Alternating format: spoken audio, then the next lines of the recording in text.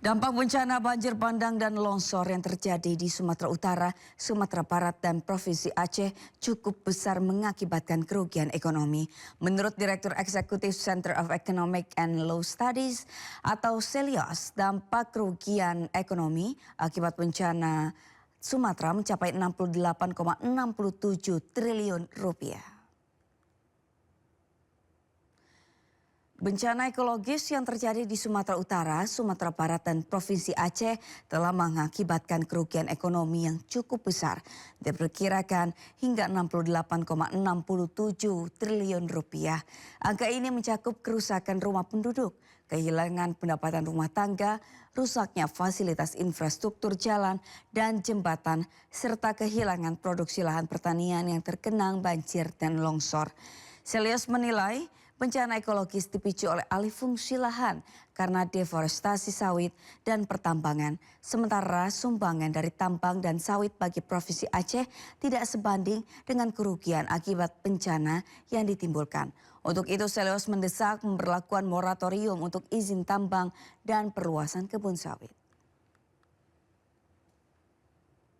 Ekonomi akibat banjir bandang di Sumatera itu diperkirakan 68,6 triliun rupiah. Ini angka yang cukup besar karena skala dari banjir tidak hanya berdampak pada Provinsi Sumatera Utara, Aceh, Sumatera Barat, tapi juga berpengaruh terhadap seluruh rantai logistik dan juga pasokan bahan baku, barang-barang industri, pendapatan masyarakat itu se-Indonesia terdampak semuanya.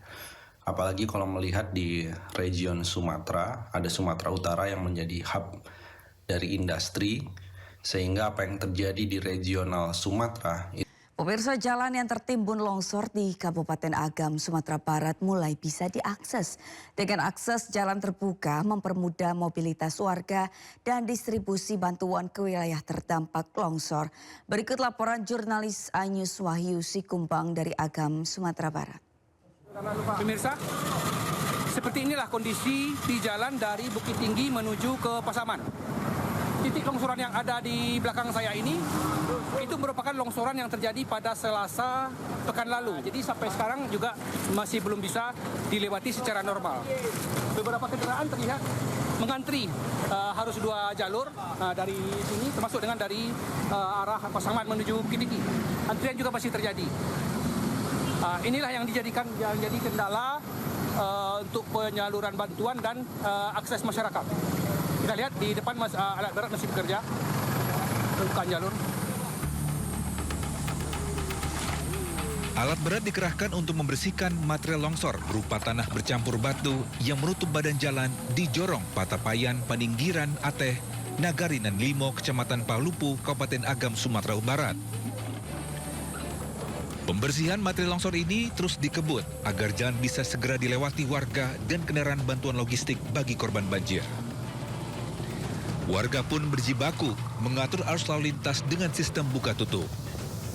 Saat eskavator berhenti bekerja, para pengendara yang antri mulai bergerak melewati jalan. Jalan buka tutup, Bang. Sekarang pembersihan material. Tapi dari Bukit Tinggi Pasaman sudah terbuka ya? Sudah, Bang, sudah terbuka. Sudah bisa dilalui roda 4, roda 2. Bang, dari sini sampai ke perbatasan Pasaman ada berapa titik lagi, Bang? Kira-kira 25 titik, Bang. Terbukanya akses jalan mempermudah distribusi bantuan dan mobilitas warga. Selain jalur Bukit Tinggi Pasaman, jalur Bukit Tinggi menuju Lubuk Basung melewati Kelok Ampek, Puluah Ampek sejak tadi pagi sudah bisa dilewati. Dari Agam, Sumatera Barat, Wahyu Sikumbang, iNews melaporkan. Stok BBM tiba-tiba habis. Ratusan warga di Mandaling Natal, Sumatera Utara yang sudah mengantri berjam-jam di SPBU tersulut emosi. Sementara di Asahan, warga dilanda panik buying karena keterbatasan pendistribusian BBM hingga polisi diterjunkan mengantisipasi kericuhan.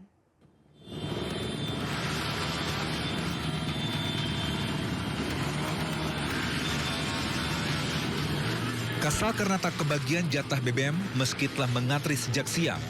Ratusan warga di Mandaling Natal, Sumatera Utara marah dengan cara menggeber-geber knalpot dan membunyikan klakson kendaraannya.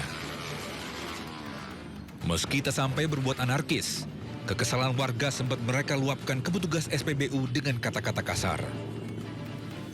Warga Mandailing Natal ini sudah antri sejak lama di SPBU, meninggalkan pekerjaan dan aktivitas sehari-harinya demi mendapatkan BBM di SPBU. Meski pasukan mulai datang dari depo Pertamina Dumai dan Teluk Kabung, Sumatera Barat, namun kuotanya dikurangi dari kebutuhan normal. Keterbatasan pendistribusian BBM di sejumlah SPBU di seputaran kota Kisaran, Asahan, Sumatera Utara membuat warga panik buying. Bahkan seorang driver online ini terpaksa mendorong motornya karena kehabisan bahan bakar. Sepanjang jalan sudah tidak ditemukan penjual BBM eceran. Keterbatasan pasokan BBM membuat warga kesulitan beraktivitas. Kelangkaan minyak hampir di setiap sudut kota tidak ada penjual minyak eceran. Akhirnya masyarakat berbondong-bondong ke Pertamina lah, SPBU terdekat, sehingga menimbulkan antrian yang sangat panjang. Untuk mengatasi kericuhan antrian BBM, pihak SPBU membatasi jumlah pengisian mulai 10 hingga 20 liter per kendaraan. Dari Mandailing Natal dan Asahan, Sumatera Utara, Tim Liputan iNews melaporkan. Kementerian Kehutanan Republik Indonesia dan Polri membentuk Satgas Gabungan untuk menginvestigasi gelondongan kayu yang terbawa banjir di Sumatera. Polri pun akan menindak tegas jika ditemukan pelanggaran terkait temuan kayu gelondongan yang terbawa arus banjir di Sumatera.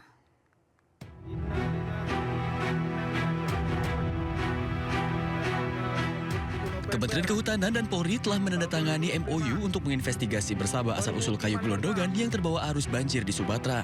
Dalam waktu 24 jam. Menteri Kehutanan Raja Juli Antoni juga menyebut jajaran Kemenhut telah lakukan penyusuran untuk mengetahui titik awal asal kayu. Kementerian Kehutanan dan Kepolisian Negara Republik Indonesia sudah ada MOU yang ditandatangani, Memorandum of Understanding, di mana kami sepakat untuk sama-sama kami minta bantuan kepada Kapolri untuk menjaga hutan kita. Kami sudah ada data-data awal melalui penerbangan drone ya ke daerah-daerah terdampak, dan juga ada teknologi namanya ICO untuk melihat semacam anatomi kayu ya. Yang mudah-mudahan ini bisa menjadi indikasi awal di mana asal muasal kayu itu berada. Sementara itu Kapolri Jenderal Listio Sigit Prabowo menyatakan siap memproses hukum jika ditemukan pelanggaran dalam peristiwa tersebut.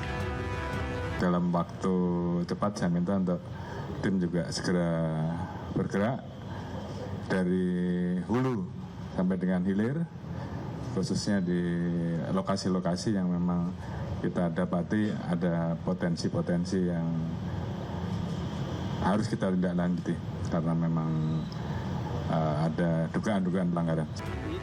Selain banyaknya korban jiwa, bencana banjir di Sumatera menjadi perhatian masyarakat karena banyak ditemukan kayu gelondongan yang terbawa arus banjir yang diduga hasil pembalakan liar.